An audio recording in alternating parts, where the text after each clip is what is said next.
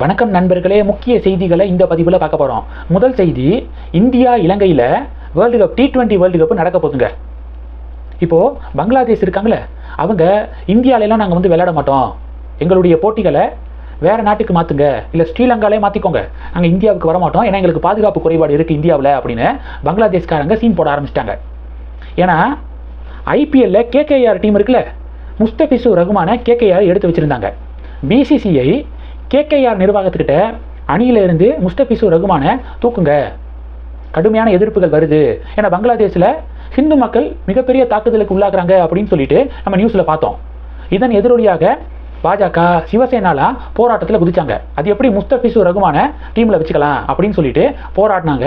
அந்த போராட்டத்தின் விளைவாக BCCI அவரை தூக்கிடுங்க, ஏன்னா அவர் கலந்துக்கிட்டா தேவையில்லாத பிரச்சனைகள் வரதுக்கு வாய்ப்பு இருக்குது, அவருடைய பாதுகாப்புக்கும் பிரச்சனைகள் வரதுக்கு சான்ஸ் இருக்குது அப்படின்னு சொல்லிட்டு ரெக்கமெண்ட் பண்ண உடனே KKR நிர்வாகம் என்ன பண்ணாங்கன்னா அவரை டீமில் இருந்து நீக்கிட்டாங்க.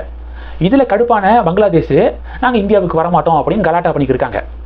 இப்போது இது சம்பந்தமாக ICC மீட்டிங் நடந்திருக்கு. ICC உடைய ஹெட் யார்?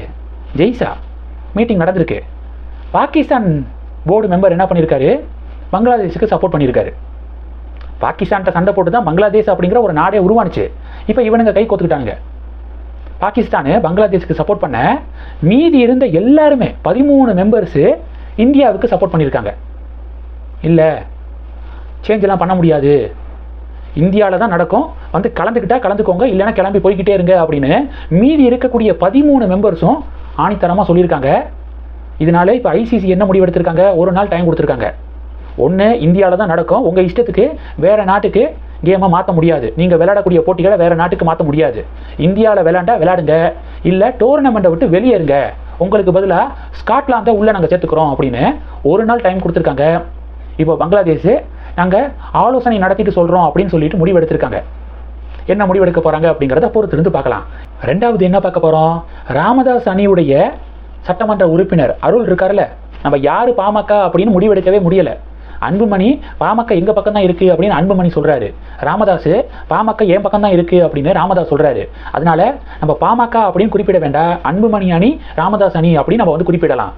இப்போ அருள் MLA இருக்கார்ல, இவர் சேலம் மேற்கு சட்டமன்ற உறுப்பினர், ராமதாஸ் அணியில் இருக்காரு.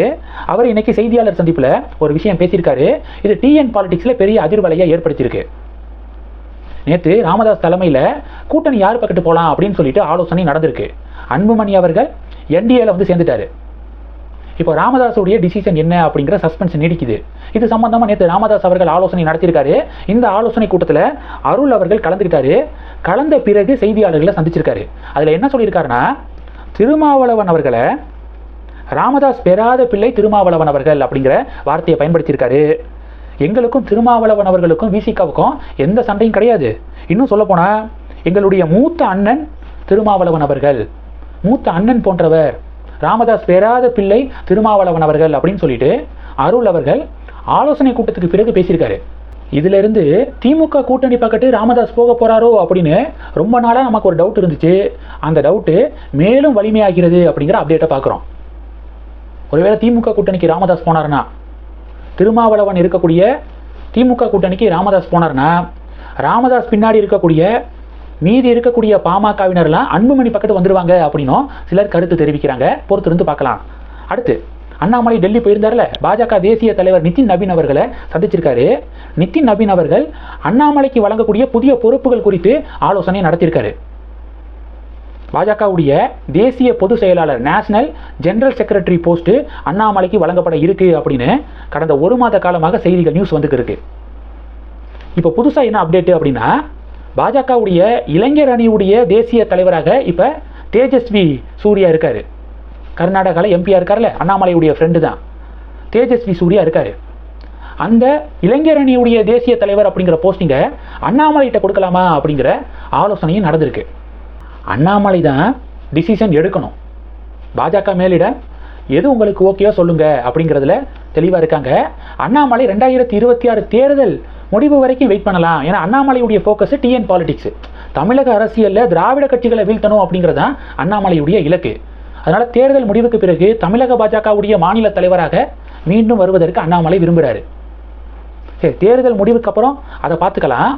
இப்போ எந்த போஸ்டிங்கும் இல்லாமல் நீங்கள் கேம்பெயின் பண்ணுறதெல்லாம் சரியாக இருக்காது. ஒரு போஸ்டிங்கோட நீங்கள் வந்து கேம்பெயின் பண்ணுறீங்க அப்படின்னா அதனுடைய வீச்சு இன்னும் அதிகமாக இருக்கும் அப்படின்னு பாஜக மேலிடம் நினைக்கிறாங்க. இது சம்பந்தமான ஆலோசனை தான் நடந்திருக்கு.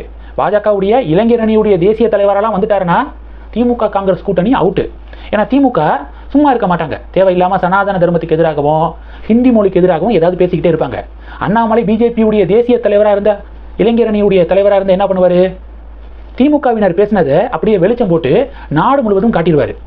அப்போது நாடு முழுவதும் காங்கிரஸ் எங்கெங்கெல்லாம் இருக்காங்களோ அங்கெல்லாம் பெரிய டேமேஜ் திமுகனால காங்கிரஸுக்கு ஏற்படும். அண்ணாமலை ஏற்பாடு வச்சிருவார். இதெல்லாம் இருக்குது, இந்த ஆப்ஷன்லாம் இருக்குது. பொறுத்திருந்து பார்க்கலாம் என்ன முடிவு எடுக்க போகிறாங்கன்னு. இந்த செய்திகள் எல்லாத்தையும் பற்றி உங்களுடைய பார்வைகளை மறக்காமல் கமெண்ட் பண்ணுங்கள். தொடர்ந்து கணக்கில் இருங்க. அடுத்தடுத்து நிறையா பதிவுகளை பார்க்க போகிறோம். நன்றி. ஜெய் ஹிந்த்.